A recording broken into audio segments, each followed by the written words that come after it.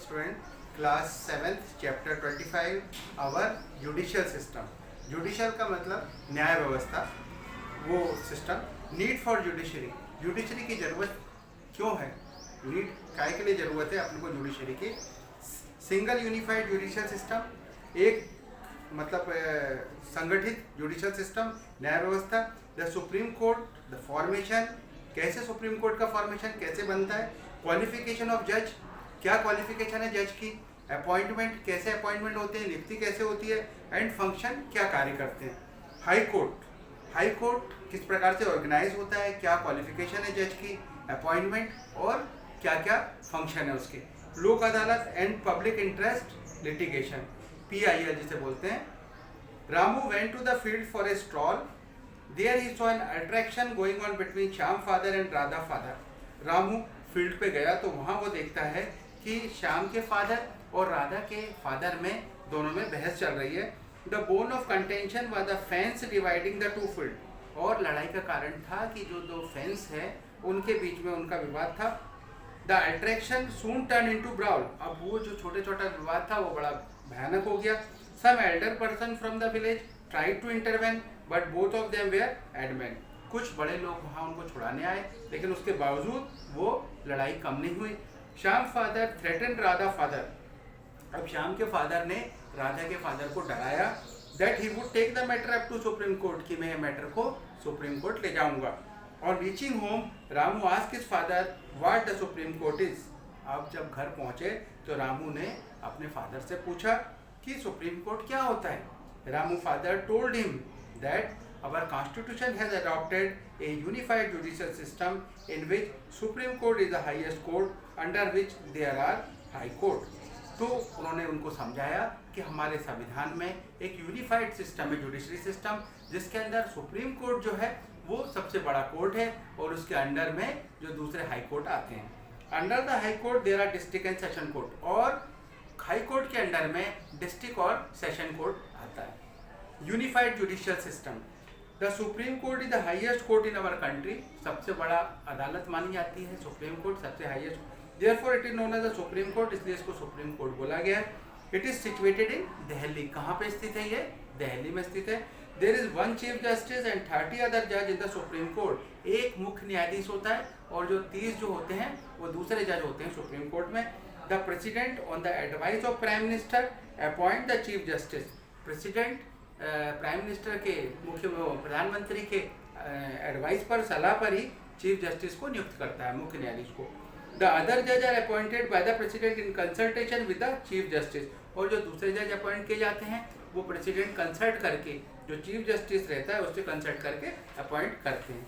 तो जो बेंच बनती है सबसे ऊपर है सुप्रीम कोर्ट, उसके नीचे चीफ जस्टिस, फिर जज. जज कहाँ कहाँ के, हाई कोर्ट 3 बेंच होती हैं, बेंच, चीफ जस्टिस.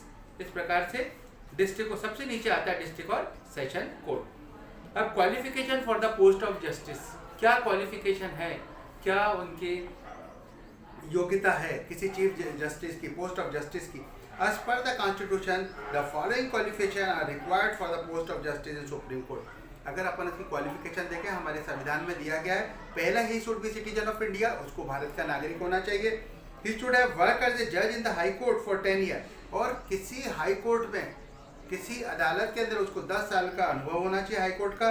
और law for 5 year in high court, और प्रैक्टिस लॉ कम से कम 5 साल हाई कोर्ट के अंदर अनुभव होना चाहिए उसको, एक प्रैक्टिस का, वकील का. He must be A distinguished law expert in the opinion of president. वो एक लॉ एक्सपर्ट होना चाहिए प्रेसिडेंट के मत में, प्रेसिडेंट के मत से उसको एक अच्छा लॉ एक्सपर्ट होना चाहिए. टेनर, टेनर माने कार्यकाल, कितना समय. After appointment as justice in the Supreme Court, the person can work till the age of 65. और जब वो जस्टिस बन जाता है सुप्रीम कोर्ट का तो उसके पास वो 65 की एज तक उससे काम कर सकता है. वो he can be removed before attaining the age of 65 year only under 2 circumstances. और उसको 65 साल की उम्र के पहले भी हटाया जा सकता है. सिर्फ 2 वजह हो सकती हैं उसकी हटाने की. पहला, he resign on his own, जब वो खुद अपना रिजाइन कर दे, या by impeachment on the ground of proven misbehaviour in capacity, कहने का मतलब महाभियोग, इम्पीचमेंट का मतलब होता है उसके ऊपर महाभियोग जैसा आरोप अगर लगता है मिसबिहेव करने का, तब वो हटाया जा सकता है। मतलब बहुत बड़ा ब्लंडर कुछ केस करेगा तभी वो हटाया जा सकता है। पावर एंड फंक्शन जुरिस्डिक्शन, क्या पावर है, क्या उसके शक्ति क्या है और फंक्शन क्या कार्य है उसके। The jurisdiction of the supreme court में be categorize into 3 part. Supreme court की जो जुरिस्डिक्शन होती है न्याय व्यवस्था, उसके अंदर 3 कैटेगरी में इसको डिवाइड किया है। पहला ओरिजिनल, अपील और एडवाइजरी। पहला ओरिजिनल है, तो ओरिजिनल जुरिस्डिक्शन में क्या होता है, the supreme court has exclusive jurisdiction over dispute. ज़्यादातर जो विवाद होते हैं उनके ऊपर वो अपना फैसला लेते हैं। A between the government of India and one or more state.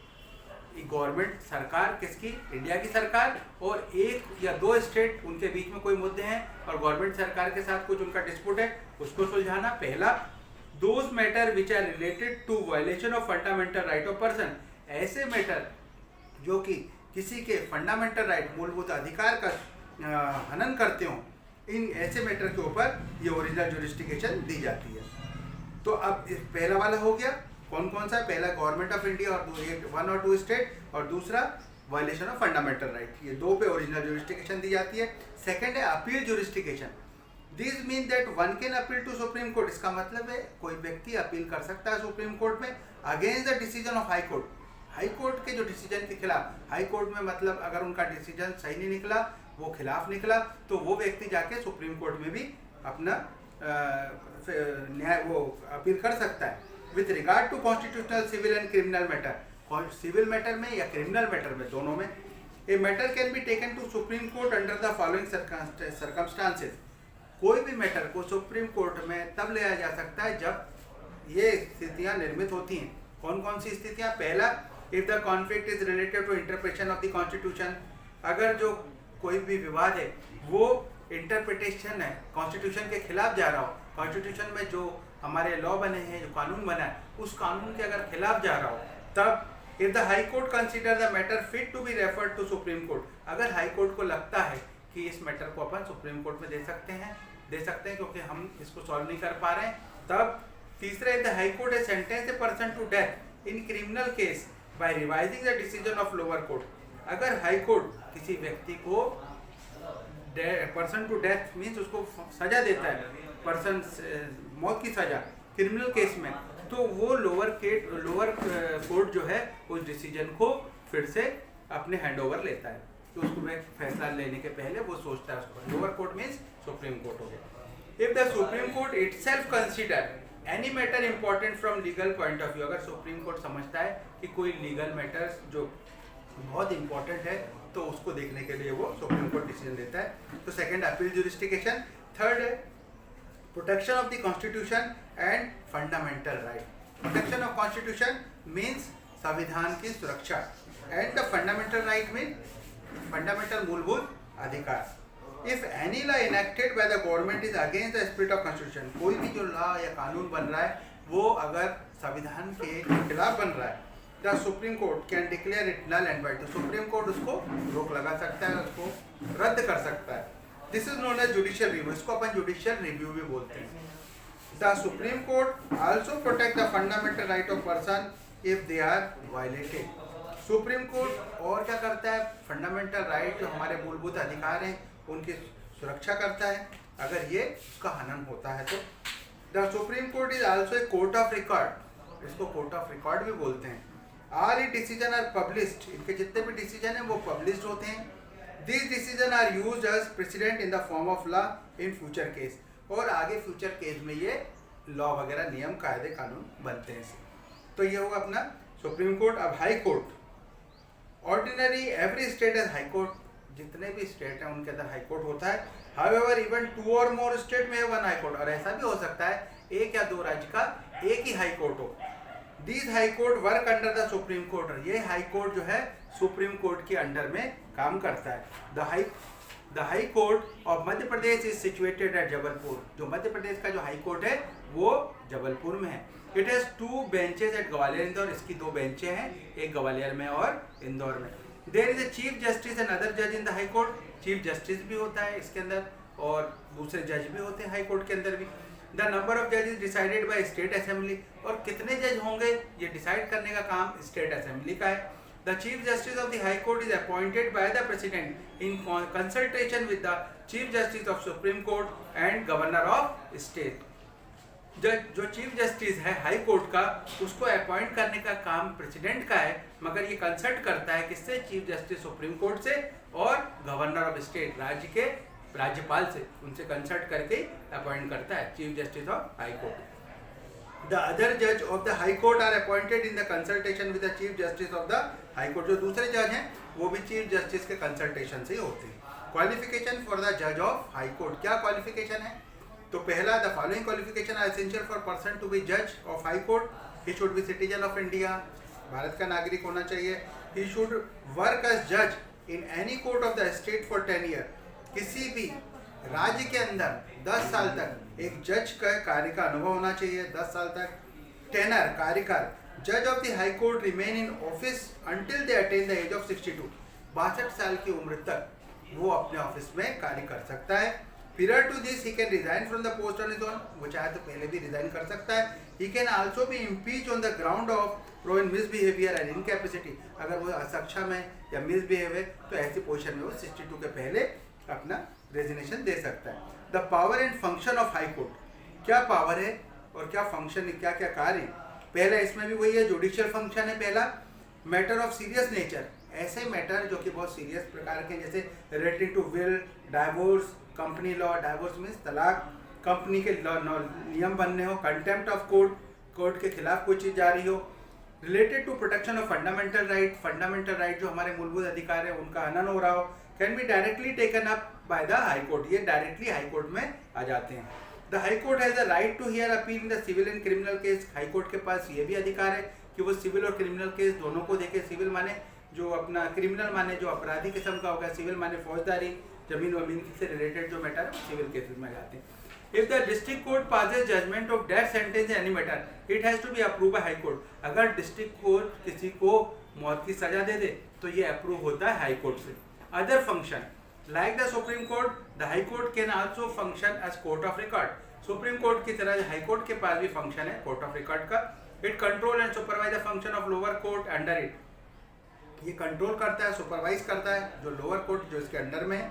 It also give them instruction, उनको इंस्ट्रक्शन भी देता है। The high court like the supreme court has also the power to declare any law null and void. High court के पास भी power है कि वो किसी भी लॉ को रद्द घोषित कर सकता है विच जो कि कॉन्स्टिट्यूशन के खिलाफ है, which goes against the constitution.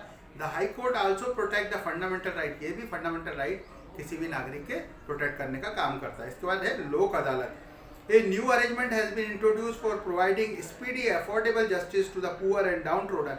ऐसे लोग पुअर जो गरीब है, डाउनट्रोडन बिल्कुल पिछड़े हुए लोग हैं, उनको तुरंत न्याय दिलाना, एक ऐसा अरेंजमेंट करना, वो लोक अदालत। लोक मतलब लोगों की अदालत।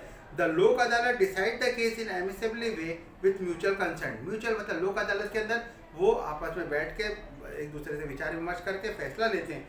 The eminent person of the society and people having good judicial knowledge have this अदालत। और जो समाज के ऐसे लोग जो बौद्धिक वर्ग, जो बुद्धिमान लोग, वो लोग बैठ के इसको डिसीजन को ले पाते हैं। इसके बाद public interest litigation, PIL। Our government is duty bound for the welfare of masses. हमारी जो गवर्नमेंट है वो प्रतिबद्ध है यहाँ के लोगों की भलाई के लिए। Some time unknowingly a person or group get exploited, कभी कोई व्यक्ति या कोई ग्रुप जो है उसका शोषण होता है। Our judiciary is duty bound to protect them. हमारी जुडिशरी, हमारी न्याय व्यवस्था की ये जिम्मेदारी है कि वो उसको प्रोटेक्ट करें एंड इंश्योर जस्टिस, और उनको जस्टिस दें।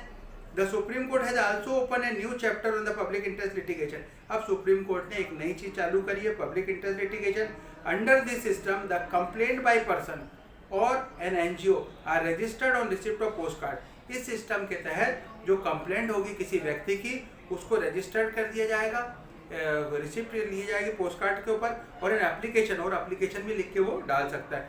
And necessary order are pass by court after hearing. और कोर्ट जब उसको पढ़ेगा तो पढ़ने के बाद एप्लीकेशन को या पोस्ट कार्ड को, जो भी चीज़ है उसको पढ़ने के बाद वो कोर्ट अपना डिसीजन ले सकता है court. This is known as public interest litigation, इसको ही अपन PIL बोलते हैं। कहने का मतलब ये है कि कोई भी व्यक्ति जिसको अगर कोई भी परेशानी है, कोई नियम कायदे किसी भी चीज़ को जानना या उससे कोई दिक्कत है, तो वो एक एप्लीकेशन लिख के दे सकता है, पोस्ट कार्ड पे लिख के दे सकता है, और कोर्ट उसकी जानकारी कोर्ट उसको सुनता है और वो फिर उसके ऊपर न्याय करता है। उसी को अपन public interest litigation. Thank you बेटा।